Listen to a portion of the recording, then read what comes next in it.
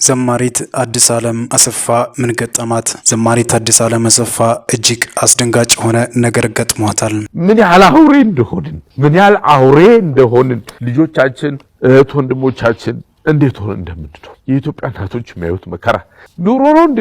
አንተ ሌሎችን በተውኩ ቁጥር ትተዋለህ። ምክንያቱም የሰው ልጅ ክቡር ፍጡር ነው። በአርአያ ሥላሴ የተፈጠረ ሰው ነኝ የምትል ከሆነ ያለፍንበት ያለነው ነገር በጣም የሚረብሽ ደግሞ የሚገርምህ በኢትዮጵያ በህይወቴ ፍጹም ላንተ የሆነቴን ነው የምነግርህ በጣም የተሰበርኩበት ሰው መሆኔን የጠላሁበት እጅግ ያዘንኩበት የተከፋውበት ዘመን ደንዝዘናል። ፊሊንግ ስሜት አጥተናል።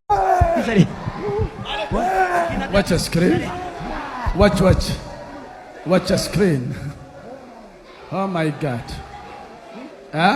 ዘማሪት አዲስ ዓለም አሰፋ ምን ገጠማት? ዘማሪት አዲስ ዓለም አሰፋ እጅግ አስደንጋጭ ሆነ ነገር ገጥሟታል። ዘማሪቷ የገጠማትን ነገር እንዲህ በማለትም ገልጻለች። አገልግሎት የችሎታ ውጤት አይደለም፣ እንደተሰጠን ጸጋ መጠን እንሮጣለን እንጂ ስናገለግል የሚበልጠንም የምንበልጠውም ሰው የለም። አገልግሎት ለእግዚአብሔር ክብርና ለሰው ጥቅም ለቤተ ክርስቲያን መታነጽ ነው። ስለቻለን ሳይሆን እሱ በእኛ ውስጥ ችሎ ስለተገኘ ነው የምንቀጥለው። የምናካፍለው ነገር ይበዛል እኮ ከጌታ የምንቀበለው ነገር ስላለ ነው። ስለዚህ ዋና ትኩረታችን ለሁሉ እንደወደደ ልዩ ልዩ ጸጋ በሚሰጠው በጸጋው ባለቤት በኢየሱስ ላይ ይሁን። እግዚአብሔር በዚህ መንፈስ ይጎብኘን ስትል ነው ዘማሪት አዲስ ዓለም አሰፋ ይህንን አስደንጋጭ ሆነውን መልእክቷን ያስተላለፈችው። ሲጀመር ማንንም ሰምተን ምን ሰብከው ማንንም ሰምተን የምናቆመው የእግዚአብሔር እውነት የለም። ማንም አይመራንም የእግዚአብሔር መንፈስ እንጂ።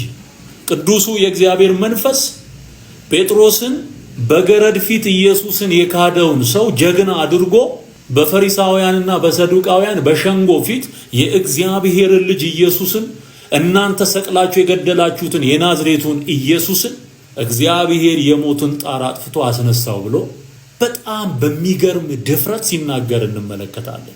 ይሄ ከማን የተነሳ የሚሆን ነው? ከኢየሱስ ክርስቶስ መንፈስ ወይም ኢየሱስን ከሚያከብረው ከመንፈስ ቅዱስ የተነሳ የሚሆን ነው። ፈሪዎችን ደፋር አድርጎ የደከመውን አበርትቶ ጸጋን አብዝቶ በሰገነትም በሸለቆም ኢየሱስን እንዲሰብኩ የሚያደርጋቸው የማ መንፈስ ነው? የእግዚአብሔር መንፈስ ነው። ሐሰት ሁል ጊዜ ሐሰት ነው። እውነት ሁል ጊዜ እውነት ነው፣ አይቀየርም። ሐሰት ረጅም ዘመን ኖሮ እውነት ሊሆን አይችልም። እውነትም ረጅም ዘመን ኖሮ ሐሰት ሊሆን አይችልም። በከፍታም በዝቅታም በሸለቆም በተራራም ኢየሱስ ያድናል። ሕይወትን ለመቀበልና የዘላለምን ሕይወት ለመውረስ የሚሻ ማንኛውም ሰው አዳኝ ናቸው ብሎ ከሚያስባቸውና ከተነገረለት ለዘመናት በጆሮ ከሰማው ያድኑሃል ተብሎ ከተነገረው አማልክት ክዶ እነዛን አማልክት ክዶ ወደ ኢየሱስ ካልመጣ መዳን የሚባል ነገር የለም። በቃ በምን ይድናል? መንገድ እውነትና ሕይወት የሆነውን ጌታ ኢየሱስን ሳይቀበል ሊድን አይችልም። ማን ነው የሚያድነው? ኢየሱስ ነው የሚያድነው። በቃ ክብር ለኢየሱስ ይሁን። ሃሌሉያ። እዚህ ውስጥ ላላችሁ ወገኖቼ የምናገረው የመጀመሪያው ፖይንት እሱ ልክ ወንጌልን ቦታ መርጠን እንደምንሰብክ ተደርጎ የተሳለ ስዕል ነበረ፣ የተገለጠ አገላለጥ ነበር ማለት ነው። እዚህም የመጣሁት ወንጌልን ለማስተማር ወንጌልን ለመስበክ ነው። ምክንያቱም የተፈጠርኩበት ዓላማ ይሄ ስለሆነ ማለት ነው። ብንዘምር ኢየሱስን ነው የምናከብረው፣ ስለ ኢየሱስ ነው የምንናገረው። ብናስተምር ስለ ኢየሱስ ነው፣ ስለ አዳኙ ነው። ስለሌላ ስለምንም ልናወራ አንችልም። የሚያምርብንም ሰማይ የሚስቀው ሰማይ ደስ የሚሰኘው እግዚአብሔር አብ የሚከብረው መንፈስ ቅዱስ ደስ የሚሰኘው ኢየሱስ ሲሰበክ ነው። የሐሰት ትምህርት ሲፈርስ እውነት ሲጸናና ከፍ ሲል እግዚአብሔር ይከብራል፣ ደስ ይሰኛል። በቃ እና የሰዎችን ፊት እያየን ያገለገልንበት ዘመን ብዙ ዘመን ነበረ። እከሌ ይከፋዋል፣ እከሌ ሚካኤልን ስለሚወድ እከሌን እናስከፋለን፣ ስለዚህ ዛሬ የሚካኤልን መዝሙር እንዘምር። ባለጠጋው እከሌ የአርሴማ ሲዘመር ደስ ይለዋል፣ ለሱ ብለን እንዘምር ብለን እንዲህ ባለ መንገድ ያገለገልንበት ዘመን አልፏል። አበቃ። እንቅጩን እውነቱን እንነጋገር በማስረጃና በመረጃ ማለት ነው። ስለዚህ እዚህም ሆነን ምን ሰብከው የእግዚአብሔርን ቃል ነው ማለት። ስለዚህ ይሄን እንድታደርሱላቸው እግዚአብሔርን መፍራት ያስፈልጋል። እግዚአብሔርን መፍራት ለእውነት መቆም ያስፈልጋል። አሁን እየነቃና ወደ እግዚአብሔር መንግስት እየፈለሰ ያለውን ህዝብ በሶሻል ሚዲያ ግርግር ከእውነት ለመመለስ የሚደረገውን ጥረት ሰው አውቆታል። በነገራችን ላይ አቅፈው ከሳሙኝ ወደ ኤርፖርት ስንደርስ አዲስ አበባ ላይ ከአቅፈው ከሳሙኝ ሰዎች መካከል ኦርቶዶክሳውያን አሉ። በደንብ እንድትሰሙኝ ይፈልጋል። በናፍቆት በእንባ የተቀበሉን ኦርቶዶክሳውያን ነበሩ። ስንጓዝ ፕሌን ውስጥ አገልግሎታችን የባረካቸው የጥንቱን ዘመን የማይረሱ በደስታ በልብም በፊትም ፈገግታ የተቀበሉን አሉ። እንደዚህ ደግሞ ሐሰትን ቀምሞ ክፋትን ቀምሞ ሌላ መልክና ገጽታ ፈጥሮ ቢከሰስ እንደ ፍርድ ቤት ብታቆሙት እንዲህ ብታደርጉ ብለው የሰሩ ሰዎችን ተመልክቻለሁ። እውነት ለመናገር በግ ከነነፍሱ የቀበረ ጳጳስ እያለ እኔ ምን ሆኜ ነው የምከሰሰው? ምን አድርጊ? በግ ከነነፍሱ ቀብሩ እና እናስገድለው? አዎ እናስገድለው? አዎ እኛ ወንጌልን ገልጠን ጣዖትንና ታቦትን ሰው እንዲለይ ያደረግንበት ሂደት አለ። 15 የኦርቶዶክስ ጽላት ሸጥኩኝ ለሙስሊም ሰጠው እያለ የሚናገር ጳጳስ በማስረጃና በመረጃ በድምጽ እያቀረበ እነዚህ ሰዎች ሳይከሰሱ እኔ የምከሰስበት ምክንያት ምንድን ነው? ደግሞ ሰው ስለ ወንጌል ሲባል ቢከሰስ ፍርድ ፊት ቢቆም በእውነት እግዚአብሔር ያከብረዋል እንጂ አይዋረድም። ስለ ወንጌል መገፋት፣ ስለ ወንጌል መሰደብ፣ ስለ ክርስቶስ ኢየሱስ ወንጌል ዋጋ መክፈል አክሊል ነው፣ ጸጋ ነው። ምን ሰርተው ነው እነ ጴጥሮስ የታሰሩት? ምን አድርገው? የሰው ገንዘብ ቀምተው ነው? አይደለም። በዘመኑ ጣዖታት በሰለጠኑባቸው ዓለማት እየተዟዟሩ ይሄ አምላክ አይደለም አምላክ እግዚአብሔር ነው ብለው ስለተናገሩ እውነትን ስለገለጡ የተናገሩት እውነት የነሱን ጨለማ የገፈፈባቸው ሰዎች አቀነባብረው ያስገቡት ነው እንጂ እነሱ አጥፍተው አይደለም። ጴጥሮስ አጥፍቶ አይደለም። ይሄን በምን ታረጋግጣላችሁ?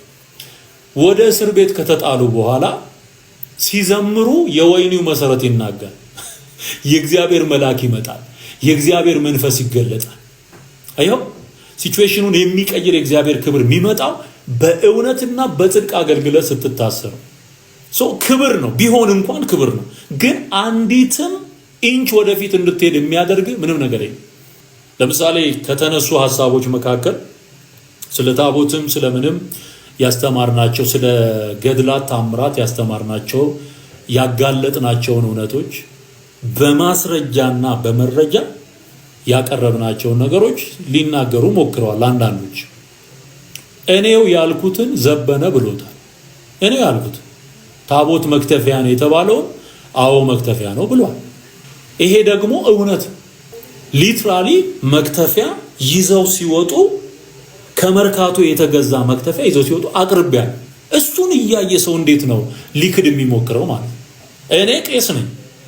በኦርቶዶክስ ቤተ እምነት ውስጥ ወደ 9 ዓመት በቅስና አገልግያለሁ፣ በድቁና አገልግያለሁ።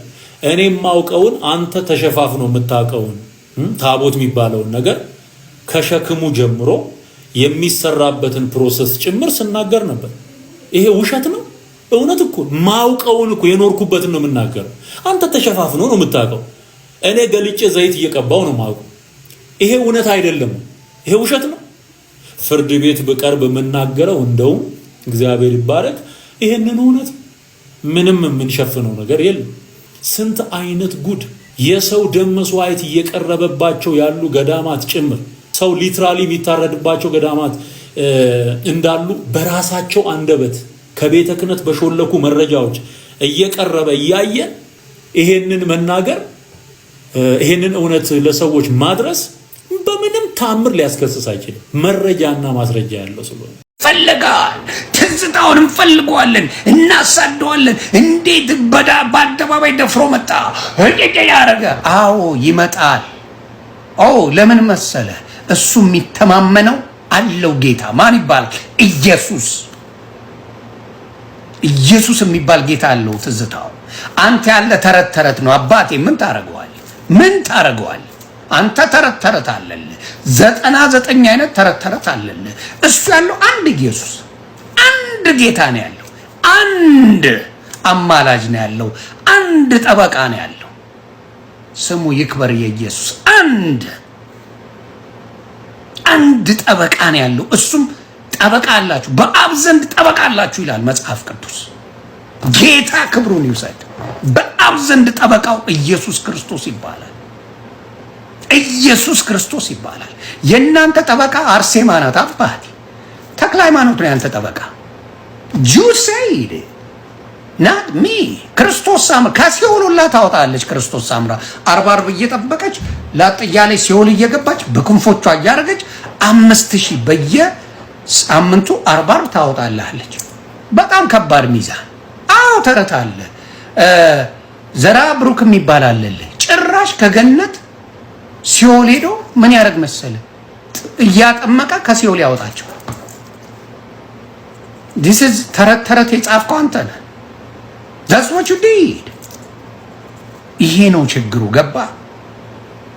ይሄን ተረት ጽፈ ወንድ ልጅ ፔሬድ አየ ብላችሁ እድሜ ልኩን ቤተክርስቲያን ላይ ታምረ ማርያም ላይ የተጻፈውን ነው ምነግርህ።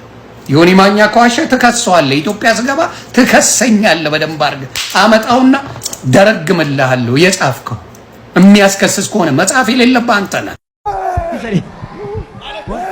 Watch a screen. Watch a screen. Oh my God.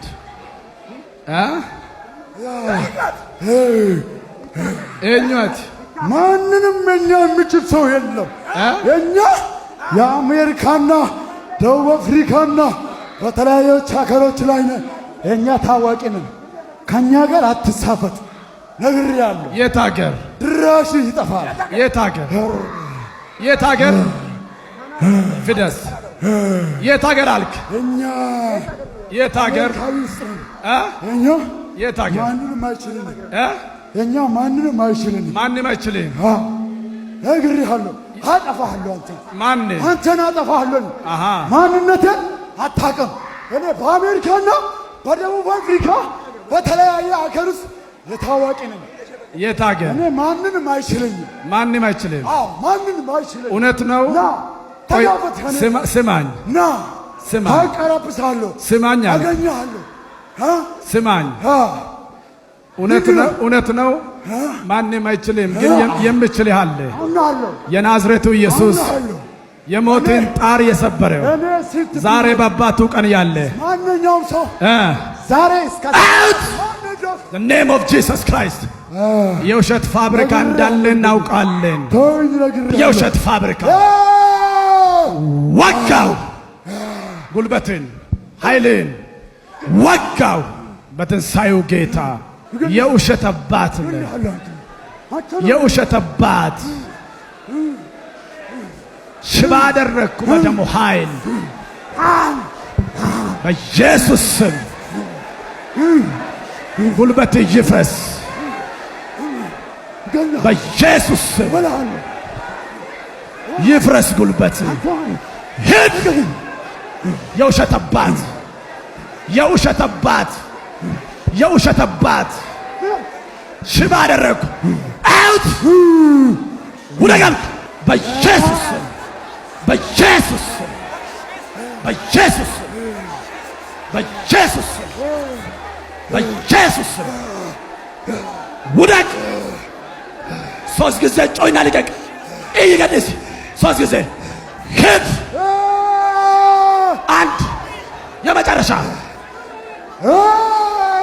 የመጨረሻ የመጨረሻ የመጨረሻ በኢየሱስ ደም በኢየሱስ ደም በኢየሱስ ደም ሂድ ሂድ ውደቅ በጌታ በኢየሱስ ስም።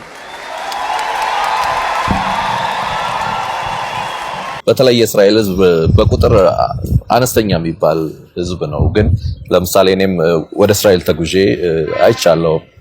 እንደ ቴልአቪቭ አይነት በጣም የሚያማምሩ ከተሞች ወደ ኢየሩሳሌምም ኦልዱንም እንደገና አዲሱ ኢየሩሳሌምን ለማየት ወደ ሃይፋም አካባቢ በጣም ውብ የሆኑ ከተሞችን ለማየት እድል ፈጥሮልኛልና ከዛ ባሻገር በጦር ኃይል፣ በሳይንስ፣ በቴክኖሎጂ ብናነሳ በግብርና ቅድም እርሶም አንስተውታልና ላቅ ያለ ዕውቀት ያለበት ከፍ ያለ ማህበረሰብ ነውና ላነሳ የምፈልገው ምድረ በዳውን አልምቶ በዚህ ደረጃ ከፍ ብሎ የመገኘቱ ሚስጥር የጠንክሮ መስራት ውጤት ነው ወይስ እግዚአብሔር ከአብርሃም ጋር ከገባው ቃል ኪዳን መለኮታዊ ነው ወይ የሚለውን ሐሳብ ከማየት አንሳር ነውና የትኛው ላይ ያርፋል? ግብረ አምባሳደር። ዕውቀትንም ጥበብንም ኃይልንም የሚሰጥ እግዚአብሔር ነው።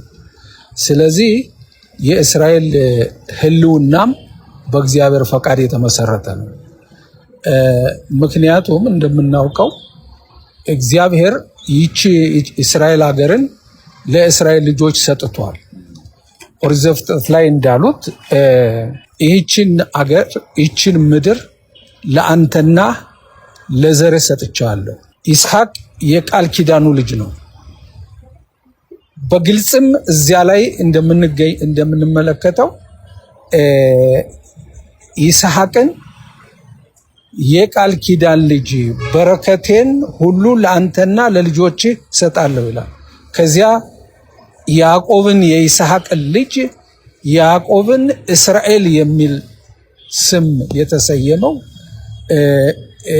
ያዕቆብ ነው። 12ቱን ነገደ እስራኤል ከግብፅ ባርነት ውስጥ የእስራኤልን ልጆች አውጥቶ ያወረሳቸው በሙሴና በኢያሱ መሪነት ለአባቶቻችሁ ቃል የገባሁትን ይሄን አወርሳችኋለሁ አለ። አወረሰ። ሁሉንም ነገር በታሪክ ውስጥ የእስራኤልን ታሪክ ስንመለከተው እና የመጽሐፍ ቅዱስን ሁኔታ ስንመለከተው አንድ ባንድ ተግባራዊ የሆኑ ሁኔታዎችን እንመለከታለን። አሁንም በነቢያት የተነገሩት በመፈጸም ላይ ያሉ መሆኑን እንመለከታለን። እስራኤልን ለማጥፋት ብዙ ሀያላን መንግስታት ተነስተዋል። ከናቡከደነጾር አንስቶ እስከ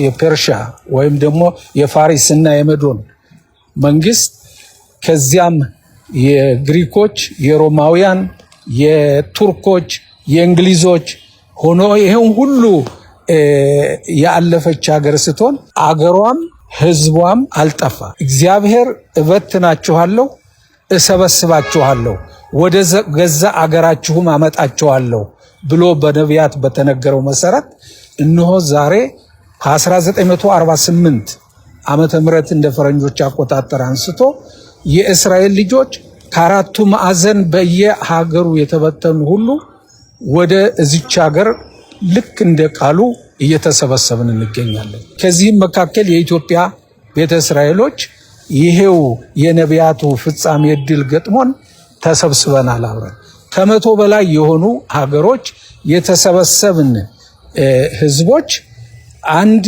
እስራኤል የሚለውን አንድ ማህበረሰብ መስርተናል።